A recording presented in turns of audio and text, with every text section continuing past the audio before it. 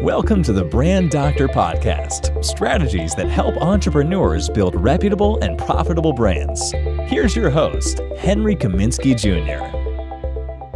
Hey, what's going on, everyone? Henry Kaminski from Unique Designz.net with another Brand Doctor Podcast episode for you guys. Today, I'm switching it up. Today, I brought on a special guest that you guys are going to fall in love with. He is an expert. And when I mean expert, I mean a $20 million expert in sales and selling and the right way to sell versus the wrong way to sell. And I know you guys are very used to me talking about branding and entrepreneurship and building your brand. Well, without the proper sales techniques and strategies and education and background, you're not going to have a brand because you're not going to know how to sell. So when I asked Nathan to come on the show and kind of drop some knowledge when it comes to selling and sales, this guy's about to embark on a $20 million in revenue sales year. And I had to get him on the show because I'm very intrigued on how he's able to produce that much revenue. And I want him to share some of his expertise with you guys today. So without further ado, I want to introduce Nathan Walker from Energy Comfort Systems. Nathan, what is going on, my dude? Oh, man. Glad to be here, man. Glad to be here. Well, that's what's up, man. I appreciate you taking the time to actually being on the show as well. So listen, let's get into it. First of all, tell us what Energy Comfort Systems are and how did you start your career in sales? Sure. So Energy Comfort Systems, we are first of all, we're just a small business. You know, we're a family-owned business. It was really started with me and my wife. And basically what we do is we help families lower their energy consumption in their home. So unlike the world of solar, where they're creating energy, we're actually helping people conserve energy first, and then maybe create it later once their home is as efficient as it could possibly be. So we have exclusive rights to a product, a line of products through a company, which is important kind of part of this. We have exclusivity to something. We're very unique. But we're a dealer for a company called Yellow Blue Ecotech, which is a international manufacturer of different energy savings products. So that's basically what we sell. We're in states all across the country. We got sales guys, and we got a really unique sales strategy, which I'm excited to kind of share with you. But to be honest with you, prior to this, I was in the same sort of line of work. I owned another business where we essentially did the same thing, the same sales process, and did the same really day-to-day things that we're doing now, but in a different industry where we were dealing with residential fire protection. So at the end of the day, for the last 15 years, I've been in industries where I have salespeople and I have infrastructure around helping families solve problems in their homes and building sales organizations and teams and helping people meet financial goals and things around that sort of idea. So, got it. Got it. So let's dive into some sales strategy. You know, I'll tell you, to be honest with you, I was the worst salesperson on the freaking planet, and I was a creative guy. You know, so it was all creative, and then I realized like, I'm nothing if I can't sell myself, if I can't sell my product, I can't sell my service. And I think a lot of folks, especially in the creative industry and, you know, entrepreneurs that are just starting out, I think selling is one of the number one skills you must have to survive, not only in business, but in life. I'm like constantly trying to sell my wife things all the time, vacations to go to, cars to buy, and all this funny stuff. But anyway, my question to you is, where do most entrepreneurs or business owners go wrong when it comes to selling? Well, first of all, I think there's a few answers to that, or a few different avenues to go with it. But I think it starts with there's not enough emphasis on actually selling. I think a lot of people think, and I talk to guys, business owners all the time, and you have a good product, you have a good idea, But look, at the end of the day, if nobody buys it and if you can't convince somebody to exchange with you their money for your product or service, and in your case, if it's a brand, nothing else happens. So I think it starts, number one, with the mindset that the sales process, the ability to close somebody and exchange that money, creates the economy. It allows for office people. It allows for an installation in my case. And so it starts with, most people are just, I think, underestimating how important that selling process is, really. And they're just not putting enough emphasis on it, I think, would be the start. I think sorry, Don, I don't want to cut you off. Go ahead. The second part to that is that there's really a difference between selling and closing. And I think that's maybe where this conversation with you today might actually lend some help to some of your followers. It's very easy to sell you on something. So I can sell you that Nathan Walker is a good guy. I could sell you that, you're kind of always selling, all right? Everybody has that ability. The big difference is, can I close you on something? Can I wrap it up? Can I get you to give me something in exchange for whatever it is? That's the part people struggle with. And that's the part where most people need help with, Mm-hmm. So would you say that they oversell themselves, or they don't sell themselves enough? So, again, I'm not in your industry. So like in your world, I'm not, what you do is so cool to me, because I probably need your help. Actually, we need to have a call after this, because I could use your services, I'm sure. But so I think that there's a big part of that. Some people, they're not understanding that, hey, it's ready to ask for some exchange. That's the big part. Now is the time. We've got it all out there. They like my stuff, and you can actually overtalk a deal. You can oversell and forget to actually get to the close. I think the number one mistake that people make is they never even ask for the deal in the first place. God, that was my number one pitfall back in the day. I would get them all juiced up, and then I just wouldn't ask. Hey, I wouldn't ask them to sign up, and then we would part ways. And we both know, when they get off the phone, the longer the time goes by, the fuse goes out, and eventually they're gone, and it is what it is. And you can't really blame them, because you didn't do your job as the seller to and create a compelling enough argument to tell them, hey, this is what you need, But you mentioned something before about how you understood and I'm a big preacher of this, but you understand your audience and you understand your consumer and your target audience. Right. Talk to us about how important it is to understand the needs, wants, and desires of who it is that you truly want to serve. It's funny, I literally, as we're talking, I'm writing notes down. I was just writing something that ties exactly in line with what you're asking. Well, number one, so I think if we could back up just a little bit, you have to be sold and convinced on your product first. And so a big thing that happens with guys and girls and people out in the sales world is they're not totally convinced that what they're selling is worth the amount of money they're asking for it. And so when you don't believe in it, and you're not like not only convinced but convicted of whatever it is, then dude, it's hard to ask for that money. And so, I'm a student of Grant Cardone's. We use his products. And so one of the things he talks about is the value exceeding the cost. So in my mind, whatever it is I'm dealing with, the value of whatever I'm giving you, the value has to be so much greater than the exchange of money that's about to take place, once the deal happens. So if you're it starts with me being convinced and me being sold on my product or my service or my brand. In your world, there may be some people that don't really believe that their brand is what it is. And so it's hard for them to button up a deal, because they're not maybe they're not living the life that they're saying they're living, or whatever it is. But I'm sure that happens. So it starts with understanding. It starts with being convinced yourself. Okay.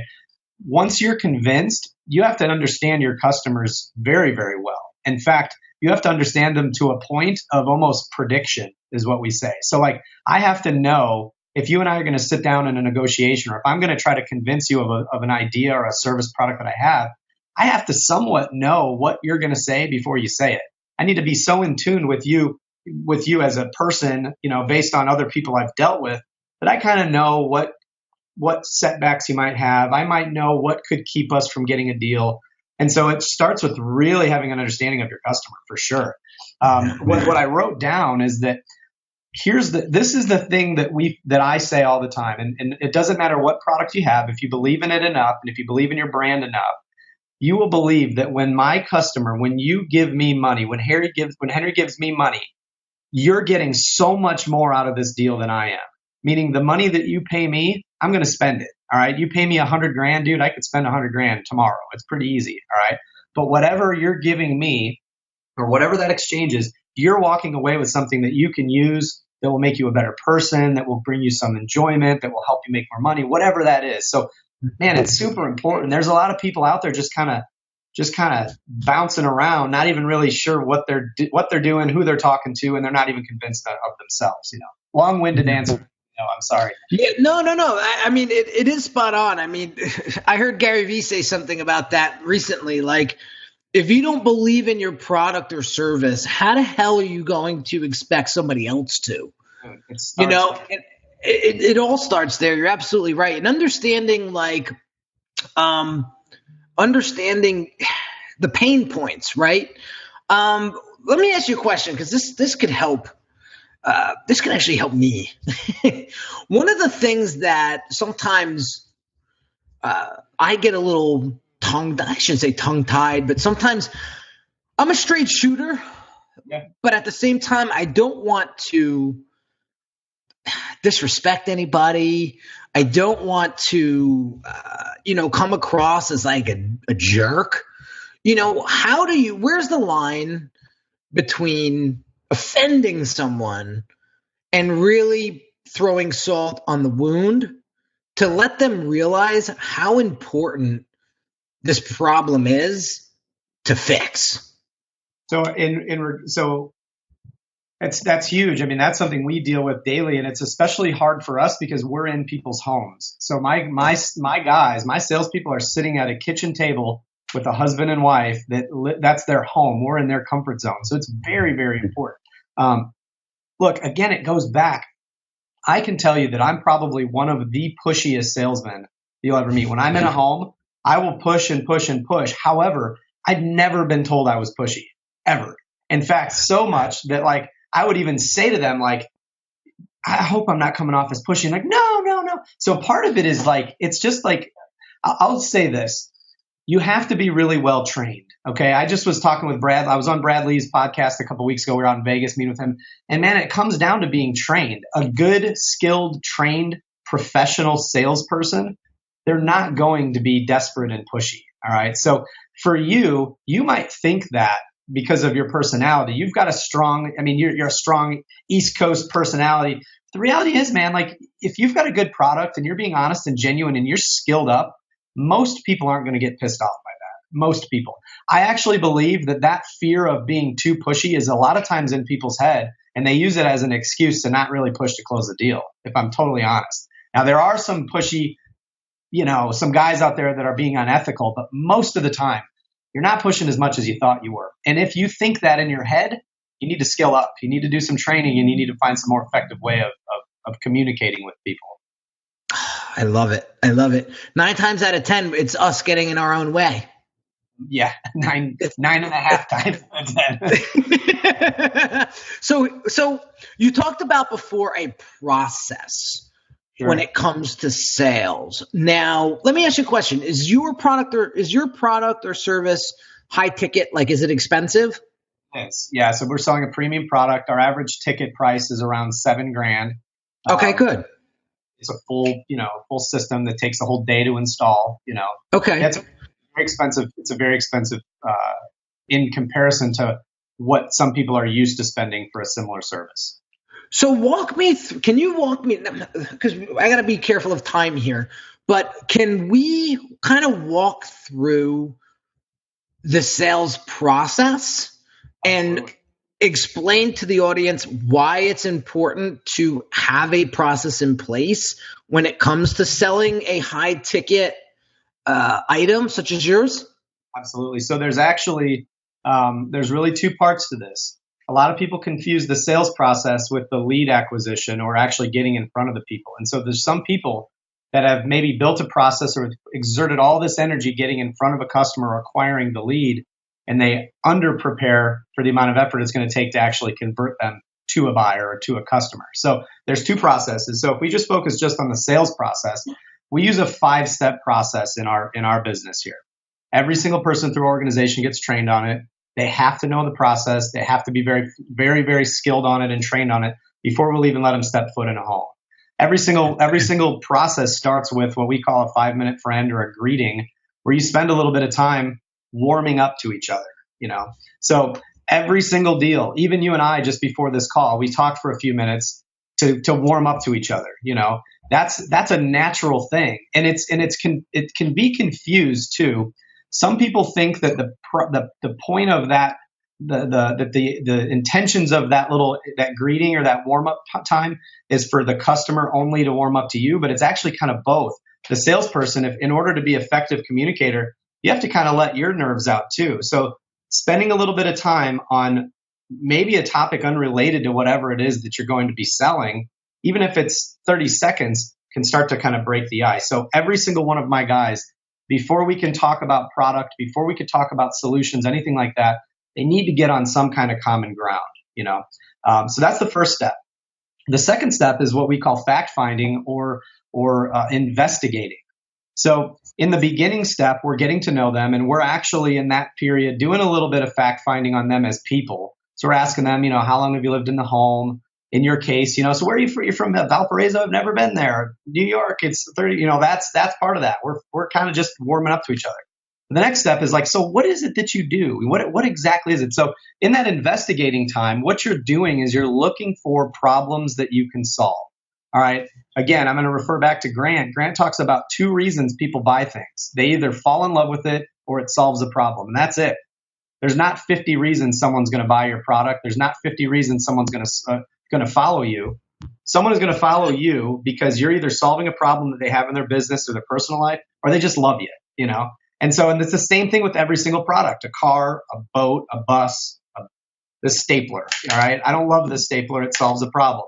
So I have to do some fact finding within this home. And again, I can apply this to any sales process. I need to find out what it is why would you even do business with me? Do I even have something that could possibly benefit you? So once I've found those problems, in our business, we try to find as many problems that we could possibly find that we can solve. So if you're branding, if you're just out there saying, I'm just a cool guy, yeah, that's good, but how far is that going to go? Are you going to help me be a better husband? Are you going to help me be a better dad? Are you going to help me be a better boss? The more areas that you could tap into an area that I need help with, dude, now the value of what you're doing just became so much greater. It'll help the close later. So we find problems. I think it's important to list them out, write them out, make a list of them. Hey man, I noticed that you've got this going on. Hey, Mr. Smith, you've got this going on in your attic. You've got this going on with your utility costs. So we find all these problems. The third step is we do a presentation of a product or a solution in your case. So after I found all the problems, I'm going to present to them what I would consider to be the solution to all those problems. Okay. Think of this. If I just walk into your house today and you know nothing about my products and I say, look, man, I know you guys, it's got to be cold over there sometimes in the winter and I bet it gets hot. It's going to be about $9,000 for me to fix that. You're going to be like, well, what is it really? It doesn't make any sense. So, but if I go in and I talk with you and I say like, so look, man, I know you got windows. Do you have any cold spots in the home? Is your bill higher than it needs to be? I start asking questions. Now I can present to you the product or the solution to whatever it is. A big area that's missed, I believe, in and I get hit up by guys a lot in your industry, Facebook messages constantly. Hey man, saw your live. Dude, you don't even know if I have a problem. What are you trying to solve something for me that I don't even think is broken, But when you come and show me that I have something that needs to be fixed, now I'm more receptive to the solution. Does it make sense? Oh, I love it. I love it. I love it. I love it. What a great analogy. I just want to shed some light onto this. What a great example that you just did with the whole, hey, I know it's kind of warm over there. I know it's kind of cold over there. It's going to cost you $9,000 for me to fix it. That is so, I saw that and I was just like, how many, I'm just asking the audience now that is listening, how many of you are doing that you're going straight to the sale, right? Without building up the problems or building up the pain or building up the issues, so that the prospect can actually see that there's an actual issue. That was so great, Nathan. I appreciate you using that example. It was brilliant. I appreciate that. But, and here's the thing, man. Look at the world we live in. We're in a freaking lightning speed world. Like, if you don't grasp my attention or if you piss me off a little bit, I'm done, dude. I'm on to the next one, because there's a million people like me out there and there's a million people like you. So, like, there's got to be more than just a clever pitch, And so I don't understand. Yeah, go ahead. So now step 4. Yeah, so step 4 is going to be the presentation of the price. So I'm going to now present to you, what is this going to cost? How much is it going to cost to get there? Again, this is a very methodical process. We're flying through it for the sake of time, but you get good with them, you find their problems, show them the solution. Now we're going to show them how much is this going to cost to get there. A lot of people take way too long to get to that. All right. There's sometimes people are showing me something and showing me something and showing me. I'm like, dude, what's it cost? How much is it going to cost? I'm with you. Little nugget, an area people I think lose people. I was just looking at we bought a vacation deal actually, and like they're like overselling this. I'm like, dude, I want it. Just tell me how much it costs, and like, so people miss that. You know what I mean? So the step 4 is presenting the price, an area that people have to be very, very skilled on as well. You can't just throw a number out. You can't just hold it back and be sneaky. You have to be honest. There has to be a level of confidence in what you're saying, So again, in my world, I'm face to face with people. So if I'm shaking around and I'm all nervous, like, dude, people catch that. So the presentation of price is a step in itself. It's generally a pretty short step. We get to it. We get through it pretty quickly. But dude, you got to be good at that part, because you can do everything else right. And if you mess that up, people turn off, Nathan, real quick, explain to them how important it is. If we go over 30 minutes, I'm cool. But explain to the audience how important it is to really create a sense of confidence when you are presenting that price. So to be affirmative when delivering the price, especially if it's expensive, how important is that in the process? It's major. It's huge, because it's a very emotional thing, especially when you're talking about a big ticket. People get emotional, and sometimes people they'll put up like automatic responses to things, or they'll push things away instinctively. And so you have to be very confident in it. There's a saying that confidence comes from competence. So if you're feeling competent about your advice on the solution to their problem, then the confidence comes there. It goes back to that thing we talked about earlier, though. Like, if you're not skilled up and you're not believing in the product, that confidence will be hard to relay, So when I have guys that get down to the price, and this happens a lot. I get guys that get all the way down to they give them the price, and then the customer will say, okay, cool, well, we'll call you. Do you have a business card? That kind of thing. Dude, we missed something. It had nothing to do with that price right there. Really had nothing to do with anything other than you missed all those other steps. So you walk your way through the process and you confidently deliver that. It usually goes in your favor. Okay. And that leads us into the final step, which the final step is closing the deal. So the 5th step in our process is the closing of the deal. And that actually includes them agreeing to it or disagreeing. So after you've presented that price, we move into a whole new step. All right. Things change pretty quickly in a sales process. I just said, so Henry, what we're looking at here is we're looking at, blah, blah, blah, blah, blah. It's going to cost you this. And you give it to them. We immediately go into the close. They're either going to agree to what you just said, and we're going to start writing up paperwork, or they're going to have some additional questions. And that step right there is very, very important. A lot of people assume that we're just going to get a yes right now. The reality is sometimes you have to answer questions. So that close part is very, very important as well. In that time, we're skilled up. And again, a lot of this comes from the training that we do. All of our guys have access to online training. We use Cardone University. We use, and we do a lot of our training ourselves here in the office. But a lot of that comes down to being prepared and being predictable on what they're going to say. I already know that in my business, if I sit down with you and your family in your living room and talk to you about solutions in your home to lower your energy bill, there's only about 7 things that you're going to tell me. It's too much money. You want to think about it. you want to shop around, whatever. There's only 7. And so in our world, I'm very, very ready for any one of those things that you say. I role play it with my team. I drill on it so that I'm not ever going to be blindsided by it. So that closed step is very, very important. Now, the other thing that can happen is sometimes they'll say yes. They'll say, okay, cool, we'll buy it. You have to be prepared for that too. I've said yes to something, and then all of a sudden the salesperson acted like surprised that I said yes. And I started to be like, well, whoa, hold on a second. That's kind of weird. So that closed step is super, super important.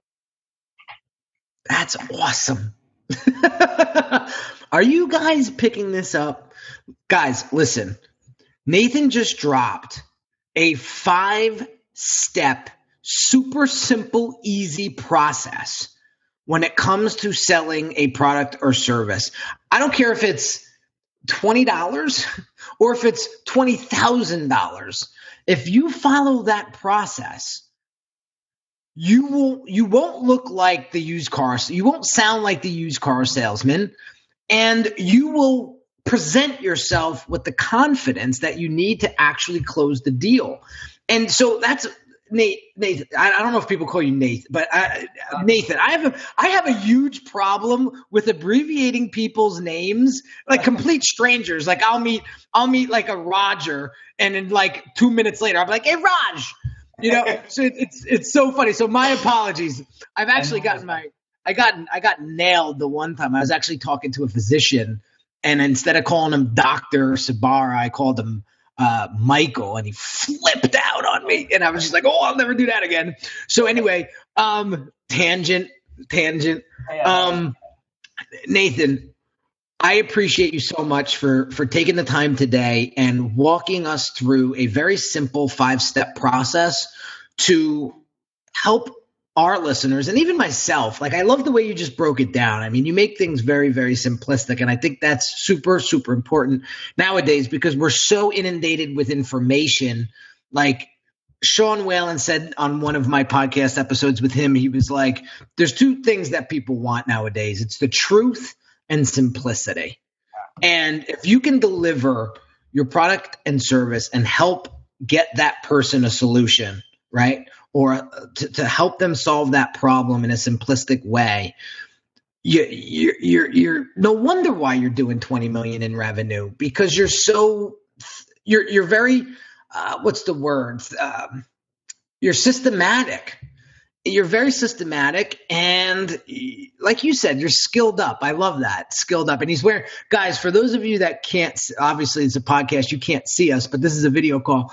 He's got this hat and it says level up. And I love it because that is a term that I use a lot. If you want to take your brand to the next level, then you have to do next level things, exactly right. and that's what Nathan's doing with his sales team and with his family business. And he's just taking things to the next level, and he's breaking it down. And if he gave you the blueprint, 5 simple steps.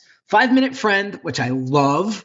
I love the name of that. Fact finding, investigating, present the solution, present the price, close the deal. Put it up, man. Something else too, man. On that topic though, you asked earlier, how do you scale? You got to have a process, and it has to be simple. At the end of the day, if I can make the sales process simple, it makes my recruiting pool much broader. I can go and look at a much bigger group of people. I can take guys, and this is one of the things I'm most proud about. Just forget about the 20 million. We've got guys that a year and a half ago was making $10 an hour working in a factory. We put him through the process. We taught him some basic skills and prepared them, and he'll make $200,000 this year. We've got a guy that 4 years ago was working for a major beverage brand, driving a truck. This year he can make, he's on his way to be a millionaire in our industry from following steps. So, to be honest with you, like, it all comes down to, if I want to grow something, I have to make it as simple as possible so that I could teach as many people as possible to do it. That's the secret to it all. And if you do that and you got a good product and you surround yourself with good people, it makes it easy, man. Trust the process, trust the system, trust the people, right? Absolutely. And you will be able to scale any business. Nathan Walker, My man. I appreciate you so much, dude. I really do. Thank you so much for spending the time with us today and sharing your insight and background in sales. And just, I'm sure my audience got tremendous value out of this. Guys, listen to Nathan Walker. He knows what he's talking about. He's got a phenomenal business. And I'm going to be keeping close tabs on this guy because he's going to be doing some big things, I can promise you. So, Nathan, thanks again, my friend. Man, if anybody audience, go ahead. I'm sorry. Follow us on. You can go to thenathanwalker.com. So thenathanwalker.com. There's also a Facebook group. It's just #level up. You can find the group. We post stuff like this constantly, man. We'd love to help as many people as we can. Boom. There you have it, guys. So, guys, that is another episode in the books. Again, if this is valuable to you, don't just listen to it. Apply it. I want you to go out and sell something tomorrow using this 5-point system. Like, that's what I want you to do, right? And if you haven't shared this podcast channel with your friends, colleagues, family members, please do, because my goal is to touch and impact as many entrepreneurs and small business owners I possibly can to help them level up their brand. So have an awesome day, guys, and I will catch you on the next episode. Talk soon. You've been listening to the Brand Doctor Podcast with Henry Kaminski Jr. To get your appointment with the doctor, visit Brand Audit at www.uniquedesignz.net.